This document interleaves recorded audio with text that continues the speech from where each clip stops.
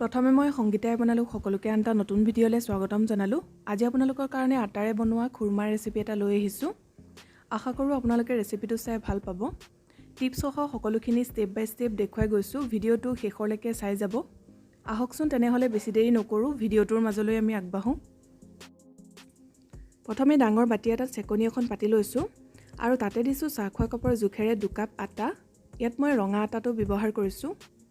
আপোনালোকে ময়দা দিও খুৰমাখিনি বনাব পাৰে আৰু তাৰ ৰেচিপি আগতে মই শেয়াৰ কৰি থৈছো। সেইবাবে আজি আটা দি বনাই দেখুৱাইছো আৰু এনেদৰে বনালেও খাবলৈ খুবেই ধুনীয়া হয়। এয়া মই 2 কাপ আটা দি ললো। এতিয়া আটাখিনি ভালদৰে চালি লম। খুৰমা যিমান বনাব বিচাৰে সেইটো হিচাপত আপোনালোকে সামগ্ৰীৰ পৰিমাণটো নিজে মিলাই ল'ব। মই 2 কাপ আটা জোখত বাকিখিনি সামগ্ৰী পৰিমাণখিনি কৈ যাম। তাৰ পিছতে মই ইয়াতে লৈছো এয়া অলপ ঘিউখিনি গলাই লৈছো মন কৰিছে। এতিয়া মই ইয়াৰে প্ৰথমে 3 টেবুল চামুচ দি লৈছো। ঘিউ ঠাইত আপোনালোকে ৰিফাইন তেলো ব্যৱহাৰ কৰিব পাৰিব। ঠিক তেনেদৰে 3 চামুচ মান দি ল'ব। তাৰ পিছতে প্ৰয়োজন হ'লে আকৌ দি ল'ব। এতিয়া ঘিউখিনি আটাখিনিৰ লগত খুব ভালদৰে এনেকৈ মুহাৰি খানি ল'ব। এই ষ্টেপটো কৰাটো খুবেই প্ৰয়োজনীয়, তেতিয়া খুৰমাখিনি খুবেই মচমচীয়া হয়। এইদৰে ৰিফাইন তেল নাইবা ঘিউখিনি খানি লোৱাৰ পিছত এনেকৈ মুঠি মাৰি চাব। যদিহে মুঠিটো বান্ধ খাইছে তেনেহলে গম পাব যে ঘি নাইবা ৰিফাইন তেল সঠিক পৰিমাণে দিয়া হৈ গৈছে, ইয়াতকৈ আৰু দিব নালাগে। আৰু যদিহে মুঠিটো বান্ধ খোৱা নাই তেতিয়াহলে আৰু এচামুচ মান ঘি নাইবা ৰিফাইন তেল যোগ কৰি ল'ব। এইখিনি মোৰ ভালদৰে খনা হৈ গ'ল। এতিয়া মই পানী দি ডোটো প্ৰস্তুত কৰি ল'ম। ইয়াত মই 1 কাপ নৰ্মেল পানী লৈছো আৰু অলপকৈ পানী দি আটাখিনি মাৰি ল'ম। খুব বেছি ঢিলাকে মঠিব নালাগে। মন কৰিব ৰুটি বা লুচি বনোৱা ডোতকৈ অকণমান টানকৈ ৰাখিব। সেইকাৰণে পানী দিওঁতে সাৱধানে দিব। এনেদৰে অলপকৈ দি ভালকৈ খানি ল'ব। এয়া মোৰ আটাখিনি ভালদৰে মঠি লোৱা হৈ গ'ল। মন কৰিছে কিমানখিনি টানকৈ ৰাখিছোঁ। লুচি বা ৰুটি বনোৱা ডোতকৈ অকণমান টানকৈ ৰাখিব, তেতিয়াহে খুৰমাখিনি ভাল হ'ব।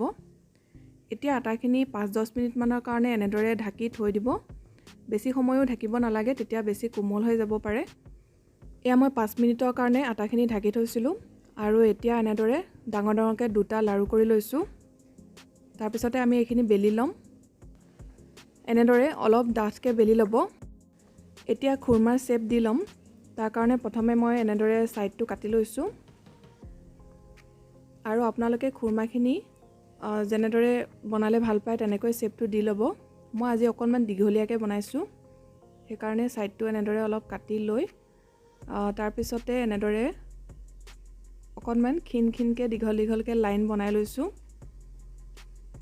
আৰু মাজেৰে এইদৰে কাটি দিছোঁ। এটা ওচৰৰ পৰা দেখুৱাইছোঁ, দেখিছে কিমানখিনি ডাঠকৈ থৈছোঁ। এনেদৰে অকণমান ডাঠকৈ ৰাখিব আৰু এইখিনি ভজাৰ পিছত আৰু অকণমান ফুলি যাব। এনেদৰেই মই বাকি থকা লাৰুটো শ্বেপ দি ল'ম।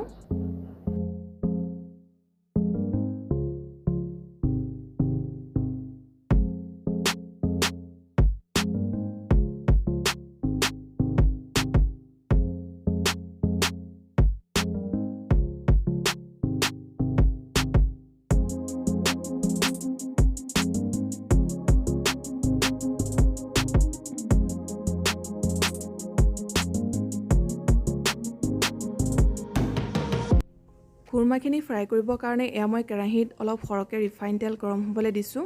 তেলখিনি বহুত বেছি গৰম কৰিব নালাগে, সেইবাবে মিডিয়াম ফ্লেমতে গৰম হ'বলৈ দিব। এতিয়া মই আটাৰ লাৰু অকণমান দি চাইছোঁ। দেখিছে লাৰুটো লগালগ উঠি অহা নাই, খুব লাহে বুৰবুৰণি এটা কৰি ওপৰলৈ উঠি আহিছে, মানে তেলখিনি সঠিকমতে গৰম হৈ আছে। এইদৰে মিডিয়াম গৰম হৈ থকা তেলত খুৰমাখিনি ভাজিব, তেতিয়া খুৰমাখিনি মচমচীয়া হ'ব। বেছি যদি গৰম তেলত আপোনালোকে খুৰমাখিনি ভাজে তেনেহ'লে বাহিৰ সাইডটো সোনকালে ৰঙচুৱা হৈ আহিব, কিন্তু ভিতৰখিনি নিসিজিব আৰু খুৰমাখিনিও মচমচীয়া নহ'ব। এতিয়া মই খুৰমাৰ শ্বেপখিনি এনেদৰে দি লৈছোঁ।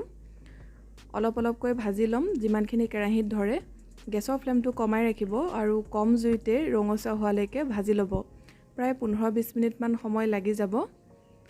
আপুনি খুৰমাখিনি কিমানখিনি ডাঠ কৰিছে সেইটোৰ ওপৰতো নিৰ্ভৰ কৰে, গতিকে সময়টো নিজে চাই ল'ব। এইদৰে কম জুইতে খুৰমাখিনি ভাজি ল'ব আৰু মাজে লৰাই থাকিব। এয়া মোৰ খুৰমাখিনি ভালদৰে ভাজি লোৱা হৈ গ'ল। দেখিছে ধুনীয়া ৰং এটা আহিছে আৰু যেতিয়া ভালদৰে যায় এনেদৰে তেলত উপঙি পৰা নিচিনা হৈ পৰে আৰু অলপ মচমচীয়া শব্দ এটাও হয় এতিয়া মই এনেদৰে প্লেট এখনলে নমাই ৰাখিছোঁ আৰু বাকিখিনি খুৰমাও ভাজি লম তাৰ আগতে গেছটো অফ কৰি দিব কাৰণ তেলখিনি এতিয়া বহুত বেছি গৰম হৈ আছে আৰু গৰম তেলত যদি খুৰমাখিনি দি দিওঁ তেতিয়াহ'লে সোনকালে ৰঙচুৱা হৈ আহিব কিন্তু ভিতৰখিনি নিসিজিব সেইকাৰণে অকণমান টেম্পাৰেচাৰটো ডাউন কৰি ল'ব তেলৰ তাৰ কাৰণে 2 মিনিট মানৰ কাৰণে গেছটো অফ কৰি থ'ব তাৰপিছতে আকৌ খুৰমাখিনি ভাজি ল'ব এয়া তেলখিনি অলপ ঠাণ্ডা কৰি ল'লোঁ এতিয়া পুনৰ গেছটো জ্বলাই লৈছোঁ আৰু খুৰমাখিনি দি লৈছোঁ গেছৰ ফ্লেমটো কমাই ৰাখিব আৰু কম জুইতে ৰঙচুৱা হোৱালৈকে খুৰমাখিনি ভাজি ল'ব মাজে মাজে লৰাই থাকিব এয়া মোৰ এইখিনি খুৰমাও ভালদৰে ভাজি লোৱা হৈ গ'ল দেখিছে খুব ধুনীয়া ৰং এটা আহিছে এতিয়া মই নমাই ৰাখিছোঁ আৰু আপোনালোকে যদি খুৰমাৰ ৰংটো ইয়াতকৈও ডাঠকৈ বনাব বিচাৰে তেতিয়াহ'লে আৰু 2 মিনিটৰ কাৰণে ভাজি ল'ব কিন্তু এইখিনি এতিয়া ঠাণ্ডা হোৱাৰ পিছত আৰু অকণমান ডাঠ হৈ পৰিব গতিকে মই ইয়াতকৈ বেছি ৰঙচুৱা নকৰোঁ এতিয়া খুৰমাৰ কাৰণে চেনি পানীখিনি প্ৰস্তুত কৰি ল'ম তাৰ কাৰণে একেটা চাহ খোৱা কাপৰ জোখেৰে 1 কাপ চেনি লৈছোঁ 2 কাপ আটা লৈছিলোঁ আৰু 2 কাপ আটাৰ কাৰণে মই 1 কাপ চেনি লৈছোঁ আৰু একেটা কাপৰ জোখেৰে আধা কাপ পানী লৈছোঁ মন কৰিব খুৰমাৰ কাৰণে চেনি পানীটো সদায় ডাঠ হ'ব লাগে সেইবাবে চেনি যিমান লয় তাৰ আধা পানী দিব গেছৰ ফ্লেমটো মিডিয়াম কৰি ৰাখিছোঁ আৰু মিডিয়াম ফ্লেমতে এইখিনি ভালদৰে উতলাই ল'ব এয়া দেখিছে চেনি পানীখিনি অকণমান সময় উতলোৱাৰ পিছতে অলপ ডাঠ হৈ আহে এয়া চাওক বহুখিনি ডাঠ হৈ আহিছে এতিয়া মই চেক কৰি ল'ম হৈছেনে নাই তাৰ কাৰণে হেতাত অকণমান লৈ লৈছোঁ আৰু অলপ ঠাণ্ডা হ'বলৈ দিব তাৰপিছতে চেক কৰিব কাৰণ এইখিনি সময়ত বহুত বেছি গৰম হৈ থাকে আৰু এনেদৰে আঙুলিৰ মাজত লৈ চেক কৰিব দেখিছে কিমানখিনি ডাঠ হৈছে এনেদৰে ডাঠকৈ আপোনালোকে চেনি পানীটো বনাই ল'ব তেতিয়াহে খুৰমাখিনি পাৰফেক্ট হ'ব এতিয়া মই গেছৰ ফ্লেমটো অফ কৰি দিলোঁ আৰু আগতে ভাজি ৰখা খুৰমাখিনি ইয়াতে ঢালি লৈছোঁ ভালদৰে লৰাই দিব যাতে চেনি পানীখিনি খুৰমাখিনিৰ গাত ধুনীয়াকৈ লাগি ধৰে মন কৰিব গেছৰ ফ্লেমটো কিন্তু অফ হৈ আছে আৰু এনেদৰে খুৰমাখিনি দিয়াৰ পিছত কণ্টিনিউ অকণমান সময় লৰাই থাকিব তেতিয়াহে চেনিৰ কোটটো ভালদৰে খুৰমাখিনিৰ গাত লাগি ধৰিব যিমানে ঠাণ্ডা হৈ আহিব সিমানেই শুকাই আহিব এয়া দেখিছে অলপ বগা বগা নিচিনা হৈ আহিছে এনেদৰে খুৰমাখিনি এটা এটা হৈ পৰালৈকে লৰাই ল'ব তাতকৈ আৰু লৰাই থাকিব নালাগে এয়া চাওক এটা এটা হৈ পৰিছে এতিয়া আৰু লৰাই নাথাকিব কাৰণ এতিয়া যিখিনি চেনি পানী খুৰমা গাত লাগি ধৰিব লাগে সেইখিনি লাগি ধৰিছে আৰু যদিহে আমি বেছিকৈ লৰাই থাকোঁ তেনেহ'লে সেই চেনিখিনি খুৰমাৰ গাৰ পৰা এৰাই যাব এতিয়া এনেদৰে কেৰাহীখনতে অলপ ঠাণ্ডা হ'বলৈ দিয়ক